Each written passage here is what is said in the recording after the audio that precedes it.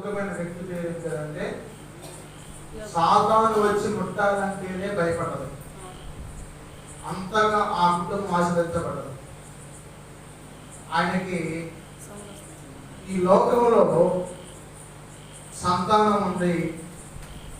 ఆ సంతానానికి దేవుడు ఎప్పుడు నిత్యము కూడా విధి చేసుకుంటున్నారు. వాళ్ళు కుమారులు కుమార్తెలు, 8 కుమారులు, 3 కుమార్తెలు, 10 మంది సంతానం.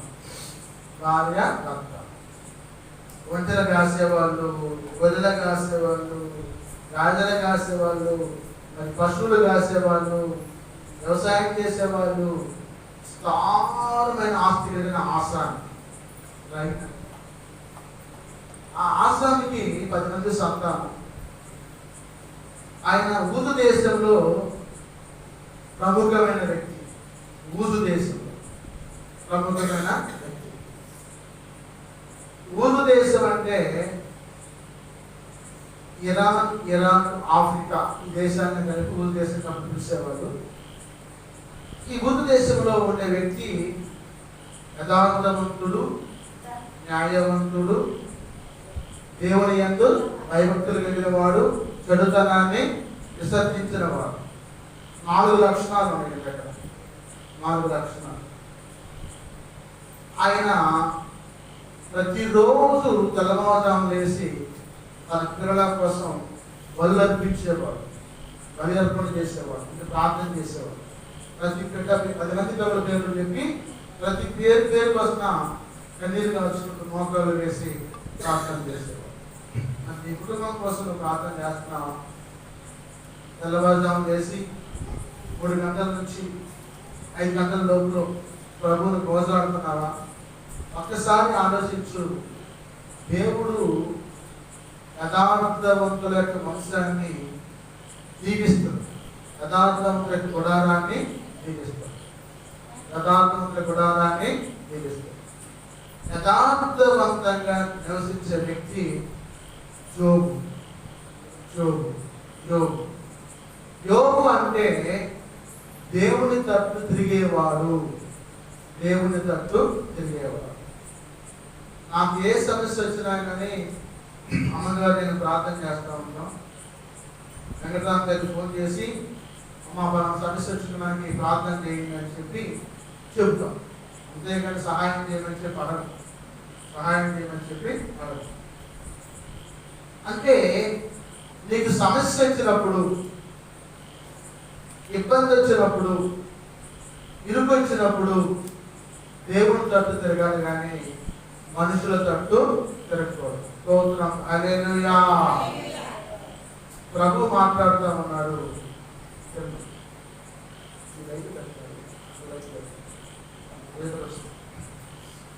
అంటే దేవుని తట్టు తిరగాలి.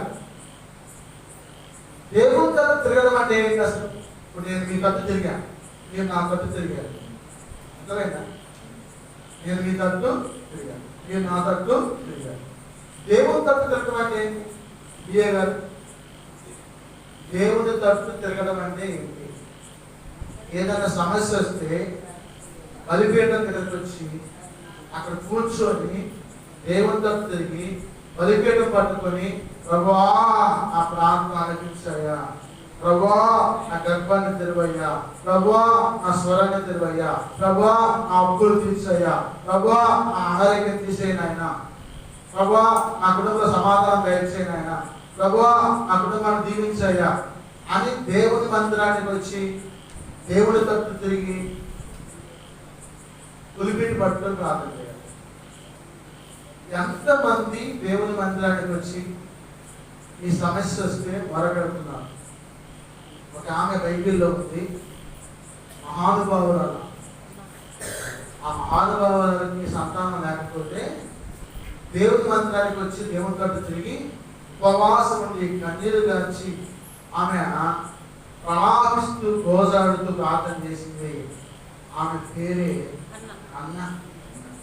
ఆమె పేరే అన్న. అన్న ప్రార్థన చేస్తే సమయలు పుట్టాడు. సమయలు పుట్టాడు. మరి శాంతి ఏది? షాట్లో కూర్చున్నాడు, కాలేదు, పల్లెలు వచ్చింది. పల్లవి కూడా వచ్చి దేవుని తట్టు తిరిగి ఆ పులిపిని పట్టుకొని భగవాన్ మరాలకించిన ప్రార్థన. కుమారి కూడా నా స్వరాన్ని తెలివయ్యా, నత్తి వారితో మాట్లాడించావు, నా మైండ్ గుడ్డయ్యా, నన్ను స్వతపరచయ్యా, ఏసయ్యా, కుంటి వారితో నడిపించావు, కుంటి వారితో చూపించావు, పక్షవారి వారితో స్వతపరిచావు, మగవాడితో మాట్లాడించావు. బాబా నా మైండ్ కూడా స్వతపరిచి మాట మీరు దయచేయమని చెప్పి గోజాడ. ఎవరైతే గోజాడుతారో వారి మర్ర ఆలకించే దేవుడు ఆయన. స్తోత్రం, హల్లెలూయా. కాబట్టి దేవుడు మాట్లాడుతూ ఉన్నాడు వాక్యం ద్వారా.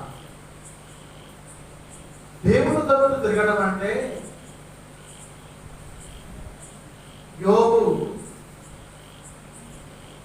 తన పిల్లల కోసం, తన కుటుంబం కోసం దేవుడు తరపు తిరిగి యథార్థవంతంగా జీవించాడు,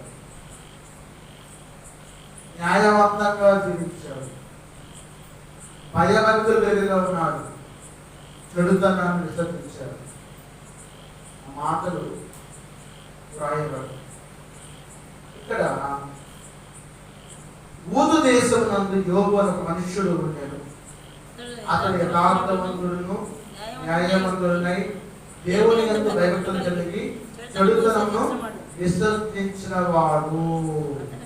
అతనికి 7 కుమారులు 3 కుమార్తెలు కలిగి అతనికి 7,000 గొర్రెలు, 3,000 పంటెలు, 500 జతల ఎడ్లు, 500 జతల ఆడుగడ్డలు, బహుమంది పనివారు అతనికి ఆస్తిగా ఉండే కనుక తూర్పు దిక్కు జనందరిలో అతనే గొప్పవాడుగా ఉంటాడు. స్తోత్రం, హల్లెలూయా. చూసారు అతను ఆస్తి అంతా చెప్పడు. ఆయన ఆస్తి అంట మరి 10 మంది సంతానం, 7 కుమారులు 3 కుమార్తెలు. మరి అతనికి 7,000 గొర్రెలు, 7,000 గొర్రెలు, 3,000 పంటెలు, 500 జతల ఎడ్లు, 500 జతల ఎడ్లు, 500 ఆడుగడ్డలు, బహుమంది పనివారు అతనికి ఆస్తిగా ఉన్నారు. తూర్పు దిక్కు దేశం అతనే గొప్పవాడు. నేను చిన్న క్వశ్చన్ వేస్తాను, చదువుకున్న వాళ్ళు సమాధానం కాదు. ఏం చదువుకున్నాం అంట?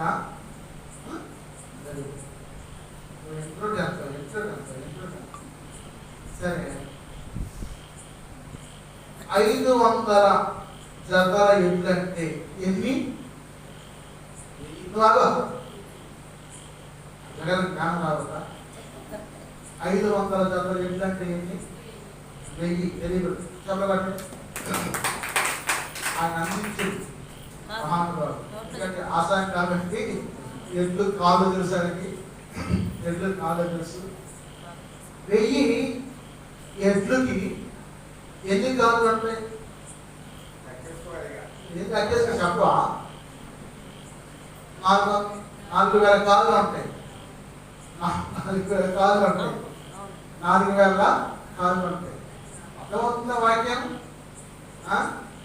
రైతు వారి వాక్యం కాబట్టి మీకు అనుకూలంగా చెప్తున్న వాక్యాన్ని. 4,000 కాళ్ళు ఉంటాయి. ఎన్ని కాళ్ళు? పల్లవి కీర్తన 4. మీకు ఎన్ని కాళ్ళు ఉన్నాయి? 2. Very good, 2. పశువుకి ఎన్ని కాళ్ళు ఉంటాయి? 4. Very good. పక్షికి ఎన్ని ఉంటాయి? 2. Very good. పాము కాళ్ళు ఉండాలి. పాము పొట్టతో బాగుంటుంది. అప్పుడు పాలు ఉంటాయి అంట ఏ జన్మలో ఉన్నప్పుడు. ఆ తర్వాత దేవుడు కాళ్ళు తీసేసి నువ్వు పాకుండా బతికి మట్టి జన్మ చెప్పించాడు. కాబట్టి ఈ యోబు గొప్పవాడుగా ఉన్నప్పుడు అతని కుమారులు అందరూ వంతుల చొప్పున అనుదినము ఒకే కథ తమ ఇంట్లో విందు చేయని కూడుకున్నప్పుడు తమ 3 అక్క చెల్లెలు తీసుకునేవాళ్ళు. అంటే నాకు తెలిసి ఇక్కడ అర్థమైంది ఏంటంటే 7 కుమారులకి 7 ఇళ్ళు ఉన్నాయి, పెళ్ళిళ్ళైంది, భార్య పిల్లలు ఉన్నారు. 7 ఇళ్లలో ప్రార్థన పెట్టుకునేవాళ్ళు. వాళ్ళ అక్క చెల్లెలు 3 పిలిచేవాళ్ళు, 10 మంది కూడుకునేవాళ్ళు. వాళ్ళ నాన్న వచ్చేవాడు, వాళ్ళ అమ్మ వచ్చేది. రోజు శుద్ధి చేస్తూ ఉండేవారు, విందు చేసుకునేవారు. ప్రార్థన చేసుకోవడం, విందు చేసుకోవడం అంటే కలిసి భోంచేయడం. వారి పెద్దోడింట్లో, రేపు 2వ వాడింట్లో, ఎల్లుండి 3వ వాడింట్లో, అవతల 4వ వాడింట్లో అవస్థగా మరి ఎదురు గృహాల్లోకి విందు చేసుకునేవారు. 7 ఇళ్ళకి కూడా అక్కడికి వచ్చేవారు. అరే ఆడపిల్లని తెలవరా అంటారు వాళ్ళు. ఆడపిల్లని తెలవనంటారు. అప్పుడు ఆడపిల్ల ముగ్గురు వచ్చేవాళ్ళు, వాళ్ళ భర్తలు కూడా వచ్చేవారు, వాళ్ళ పిల్లలు కూడా వచ్చేవారు. అందరూ కూడుకొని వాళ్ళు విందు చేసుకునేవారు. సరే, ఇక అన్నపానాలు పుచ్చుకునేటప్పుడు చూసుకొని వారు ప్రార్థన చేసుకునేవాళ్ళు. యోగు ఒకవేళ నా పిల్లలు ఏమైనా పాపం చేస్తారేమో అని చెప్పి అనుకొని తనలో కానీ ఏమైనా దూషించారేమో, ఏమైనా తిరుమల మాట్లాడారేమో అని అనుకొని ప్రతిరోజు అన్నోదయం వేసి తన పిల్లల నిమిత్తము ఒక్కొక్కరి నిమిత్తము దహన బలి అర్పించు వచ్చు. స్తోత్రం, హల్లెలూయా. దహన బలి అర్పించారు. ఆ రోజుల్లో అంటే దహన బలి పశువులు వదిలించడము, పక్షులు వదిలించడమో చేసేవారు. ఇప్పుడు దహన బలి నువ్వేం చేయాలి? ఈ రోజుల్లో ఇప్పుడు నువ్వేం చేయాలి? నీ హృదయపూర్వకంగా ప్రార్థన చేయాలి. స్తోత్రం, హల్లెలూయా. అదే యేసయ్య నేర్పిన దహన బలి. పూర్ణ హృదయంతో, పూర్ణాత్మతో, పూర్ణ శక్తితో, పూర్ణ బలముతో ఈ దేవుడిని యెహోవాని పూజించాలి. ఉపవాసం నైవేద్యం అంటే నైవేద్యం అంటే ప్రార్థనే. నైవేద్యం అంటే ప్రార్థనే. కాబట్టి ఆయన ప్రతిరోజు అలాగే చేసేవాడు. దేవదూతలంతా యెహోవా సన్నిధిని ఇవ్వడం కోసం బయలుదేరి వచ్చారంట. వస్తే వాళ్ళతో పాటు అపవాది అంటే సాతాను దేవదూతలతో కలిసి పరలోక రాజ్యం పోయి యెహోవా దగ్గర కూర్చొని దేవదూతలు ముందున్నారు. అది వెనకాల చూస్తుంది, తిరుగుడు చేసుకుని ఎర్రగా చూస్తుంది. ముందు దేవదూతలు ఉన్నారు. యేసయ్య కనిపెట్టి మరి సాతాన్ని అడిగాడు, మరి నీవు ఎక్కడి నుండి వచ్చితివి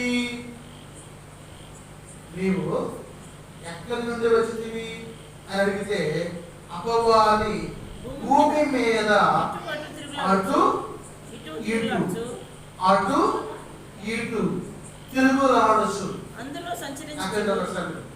భూమి మీద అటు ఇటు తిరుగులాడుచు అందులో సంచరించు వచ్చిందని యెహోవాకు ప్రత్యుత్తరం ఇచ్చాను. ఇప్పుడు సాతాను అంటే నేను ఎట్లయితే చూపించాను, ఏంటది ఇక్కడ చూపించేది పాము. వాడు కాళ్ళు వెంకటేశ్వర ప్రార్థన వెంకటేశ్వర స్వతపరిచి తీసుకొచ్చి అప్పగించడం చేస్తున్నాం తండ్రి. ఆ సాతాను మాట్లాడడం వల్ల వెంకటేశ్వర పడిపోయింది. లేకపోతే పడ్డాం మాకైతే రోజు దొరుకుతూనే ఉంటాయి. సత్యకాశేరి కారణం, వాహన కారణం, చంద్రపడ లేకపోతే పసుపలం దాటాను రోజు దొరుకుతున్నాం. నేనేం చేసిపోతాం? అపవాదిని బంధించి ఇక్కడ బయలుదేరాలి.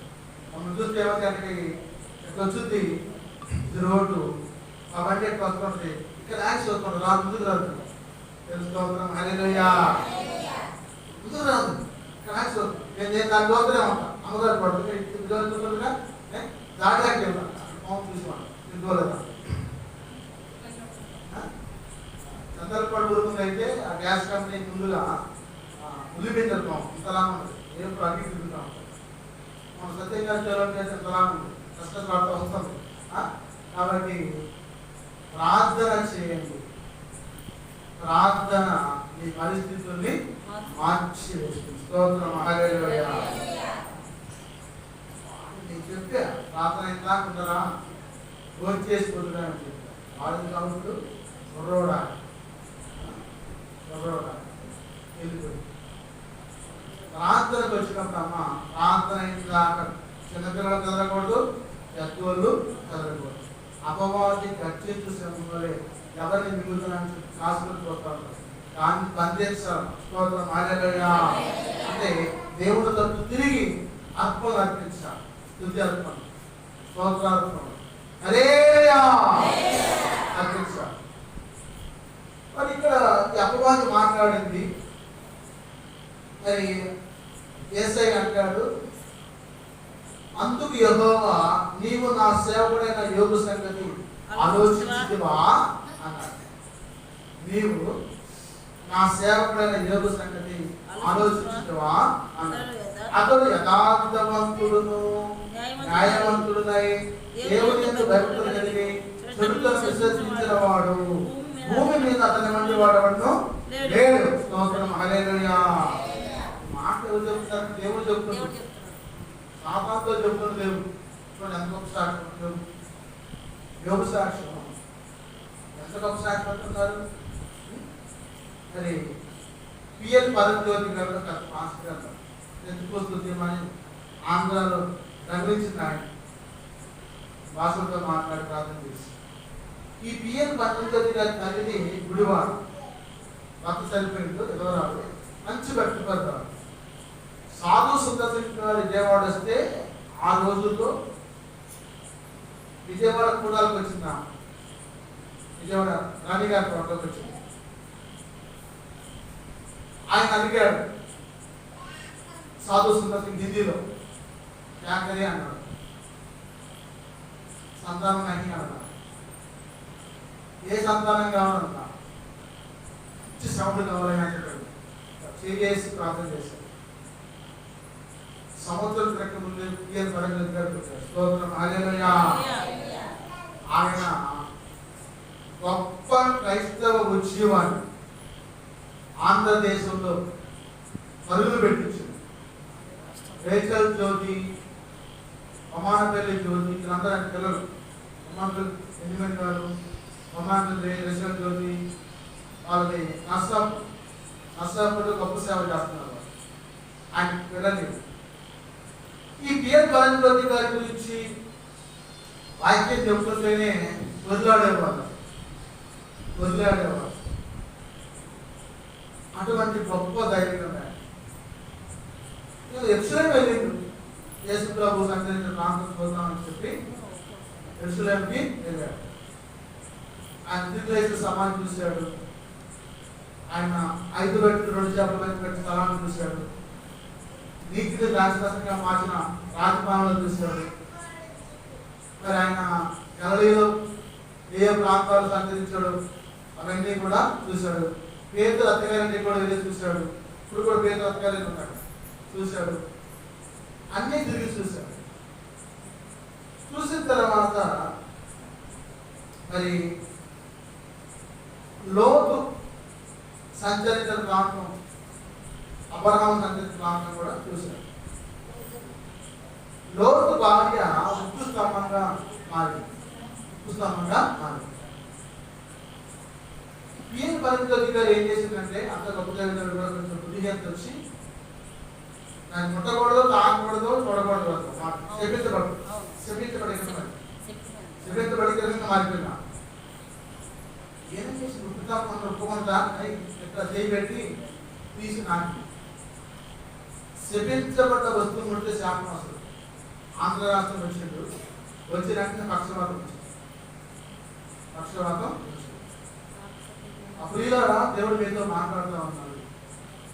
శపించబడ్డ వాటిని దేవుడు నొక్కకండి, తాకకండి, పూజింపకండి, ఆరాధించకండి, తినకండి. మేము అంత పోసుకున్నామా, చేసేవాళ్ళు ఎవరు లేరు, చెట్లు పోతున్నారా అని చూసారు. పోతే ఒక బాధ, పోతే ఒక బాధ. సరే పోయిన వరకు ఏం చేయాలి?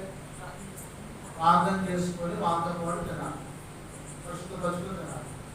ప్రార్థన చేసుకోకుండా వాళ్ళతో పాటు తినకూడదు. వాళ్ళు ఏమంటారు, నువ్వు బాప్టిస్టు తీసుకుని ప్రార్థన కోరుతున్నావుగా, మాతో పాటు ఏంటి విగ్రహాలు కట్టించారు అన్నారు అనుకో. ఇక్కడికి వచ్చింది బాధ, ఆ మాట రాని మాట. ఆ మాటకు రాజీ నిమిత్తం నీ సాక్ష్యాన్ని కాపాడు, నీ సాక్ష్యాన్ని కాపాడు. యోబు కూడా యథార్థవంతుడుగా, న్యాయవంతుడుగా, దైవత్వ గలవాడుగా, చెడుతనం ఉన్నాడని చెప్పి సాతానుతోటి దేవుడు యెహోవా చెప్తున్నాడు. స్తోత్రం, హల్లెలూయా. నీ సాక్ష్యం ఎలా ఉంది? నీ సాక్ష్యం ఎలా ఉంది? అదే కాదు, అందరంలో నేను మధ్యాహ్నం మరి నీ క్రియలను నేను ఎరుగుతానని చెప్పి వాక్యం చెప్పాను. ఏంటి నీ క్రియలు ఈ లోకంలో? ఏంటి? నువ్వు దరిద్రుడివి, నాగరిక దౌర్భాగ్యుడివి, వస్త్రహీనుడివి అని చెప్పాను. అన్న తర్వాత మళ్ళీ ఏమన్నాడంటే, నీవు వెచ్చగానైనా ఉండు, చల్లగానైనా ఉండు, గురి వెచ్చగా ఉండమని చెప్పి నీ కళ్ళకి నా కాటుగా పెట్టుకోమని చెప్పి, నా కాటుగా పెట్టుకోమని, అంటే వాక్యాన్ని ధరించు, వాక్యాన్ని ధరించు. ఆ తర్వాత నీ హృదయమైన తలుపుదని తడుతున్నాను, నా స్వరం నేను ఎవరైతే తలుపు చేస్తాడో వాటితో నేను కలిసి బలిగా చేస్తానని చెప్పి. స్తోత్రం, హల్లెలూయా. వాని నేను స్వర్ణం వలె, బంగారం వలె మార్చి అప్పగించుకుంటాను చెప్పారు. నాతో పాటు సింహాసనం మీద కూర్చోబెట్టుకోవడం కోసం తీసుకెళ్తానని చెప్పారు. ప్రియులారా, యోబు గురించి దేవుడు మాట్లాడాడు.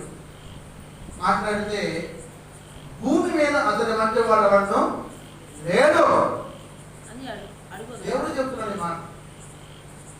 ఇక ఆ మాట అంటే అపవాదం అన్నది, సాతాను అన్నది, ఈ సాతాను ఎట్లన్నది అన్నది అని దేవునికి కోపం వచ్చింది.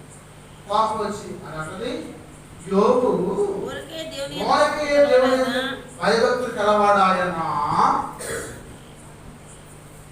యోబు ఊరకే దేవుని యందు భయభక్తులు కలవాడాయనా అన్న.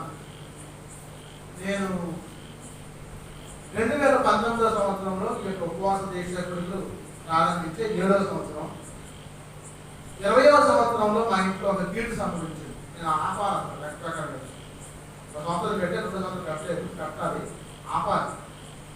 మా తల్లి గారు జనవరి మాసంలో చనిపోయారు, మా తమ్ముడు గారు మే మాసంలో చనిపోయారు. ఎవరికైనా ఏమనిపించుంది, నేను ఉపవాసం ఉండి నా పిల్లలు ప్రార్థన చేస్తే నా ఇంట్లో ఇంత దుఃఖం పెట్టింది దేవుడు అని చెప్పి అనుకుంటామా అనుకోమా? మా స్వార్థం గారికి ఇవన్నీ మంచి కోపం వచ్చింది. ఎందుకు కోపం వచ్చిందంటే, నేను అసలు ఉపవాసం ప్రార్థన చేస్తుంటే మా కుటుంబంలో ఏంటి శోధన, ఏంటి బాధలు, మా మనవరాలు మాట్లాడలేదు, మా మనవలో మాట్లాడలేదు, మా కొడుకులు మాట్లాడలేదు. ఆ కోపం వచ్చి అన్న స్వార్థం గారు తెచ్చు అర్థలేదు అయ్యాడు, అర్థలేదు అయ్యాడు అంటారు.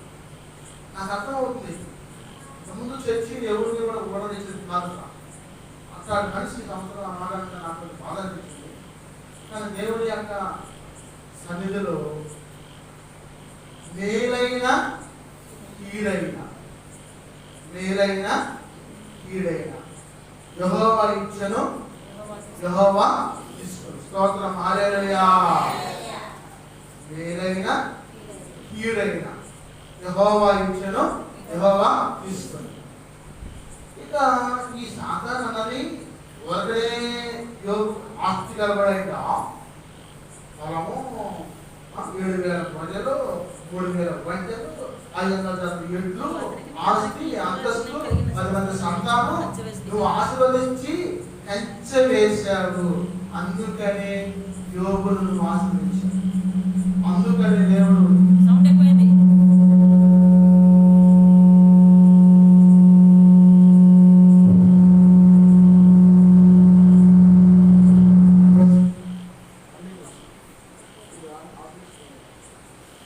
సరే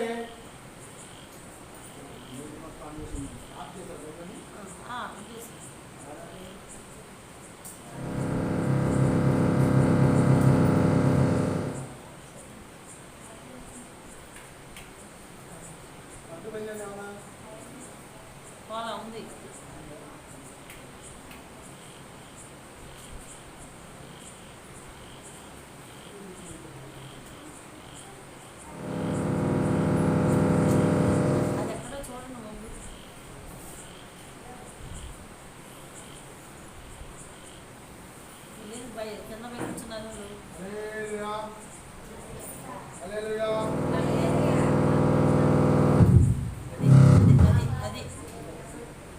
అది కాదు చూడమంది.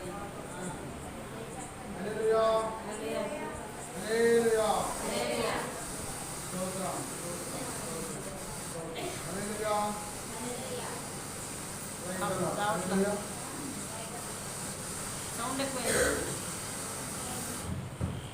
హల్లెలూయా స్తోత్రం రైతల హల్లెలూయా స్తోత్రం రైతల. చూడండి, ఎప్పుడైతే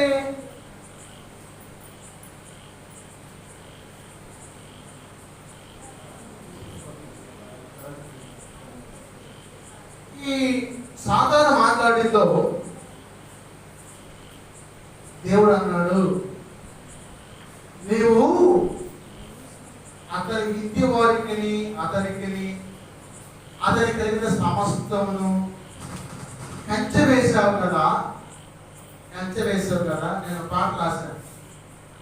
ఆ పాటలో వచనం రాశాను. ఏమని రాశానంటే, ఒకే ఒక వచనం ఆ పాటలో నా పొద్దున కూడా బాగా వినిపించాను నా విశ్వాసంతో. నీ కృపయే నా జీవిత ధన్యత, నీ కృపలేనిదే నేను బ్రతుకలేనయ్యా, నీ కృపయే నా జీవిత ధన్యత, నీ కృపలేనిదే నేను బ్రతుకలేనయ్యా, నీ కృపను నా ఎడల విస్తరింపజేయుమయ్యా, నీ కృపను నా ఎడల విస్తరింపజేయుమయ్యా, యేసయ్యా నా యేసయ్యా, యేసయ్యా నా యేసయ్యా, యేసయ్యా నా యేసయ్యా, యేసయ్యా నా యేసయ్యా, నీ కృపలో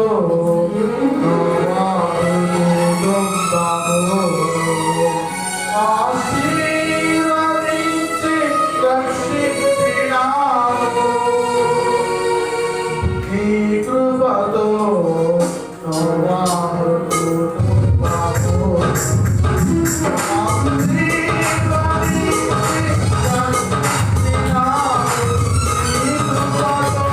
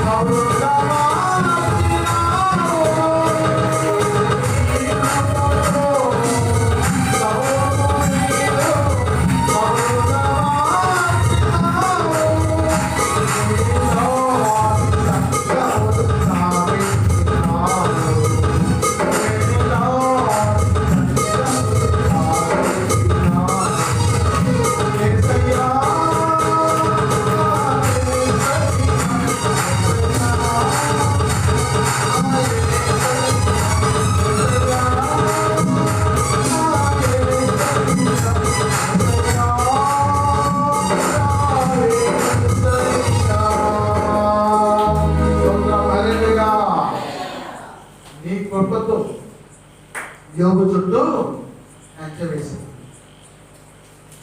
అంటే సాతాను అంటది, అవునులే అయ్యా,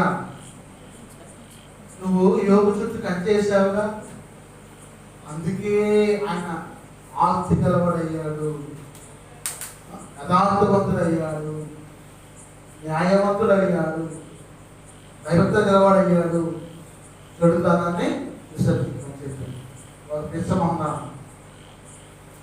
మా యోబు అలాంటి కాదు, ఒకసారి పరీక్ష చూసుకున్నట్లయితే అని చెప్పి దేవుడు మరి సాతానుకి పర్మిషన్ ఇచ్చాడు.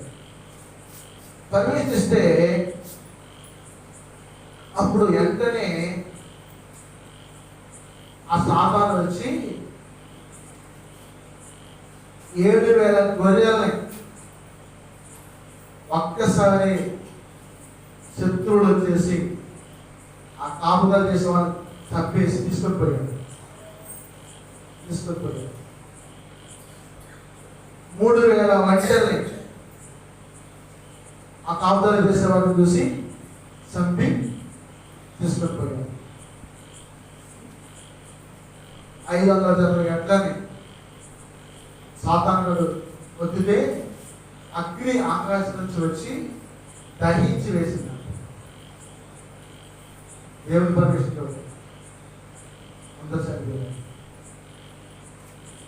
ఇక యోబు కుమారుడు 7 కుమార్తెలు 3 విందు చేసుకుంటామంటే పెద్ద విపరీతమైన కాగితం ఆ ఇల్లు చుట్టుకొని చుట్టేసి తిప్పి ఇల్లు పడేసి 7 పిల్లలు 3 కుమార్తెలు చనిపోయారు. ఇక దేవుడు అన్నాడు, అతను నేను మొత్తావుగా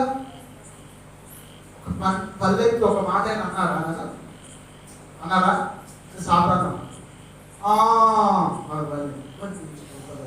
మళ్ళీ అంటే అంతమంది చంపేస్తారు, ఇంకా నీకు చేరలేదు రామ అని చెప్పి ఏంటో చెప్పాను.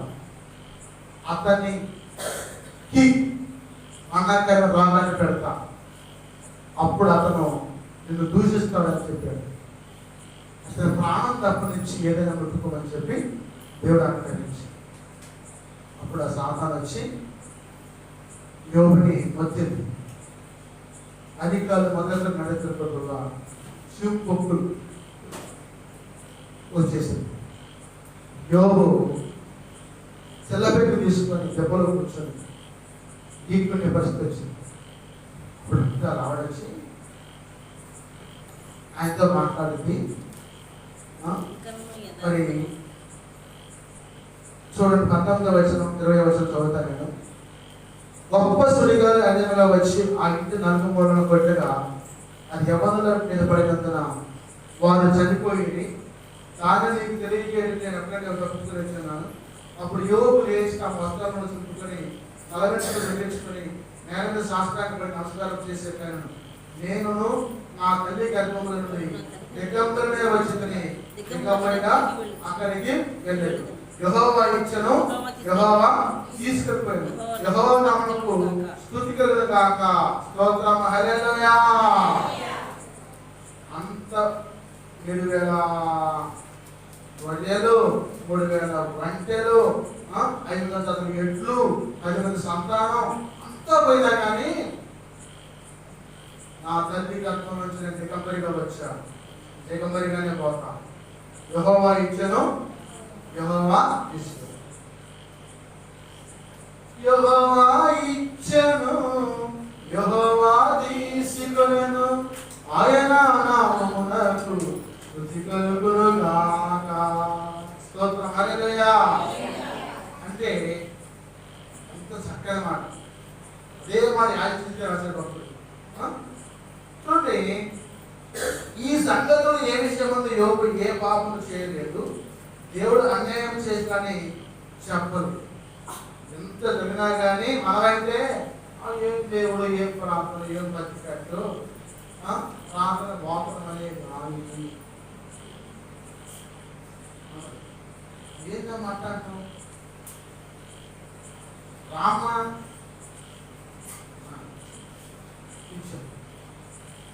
ఆటలేదా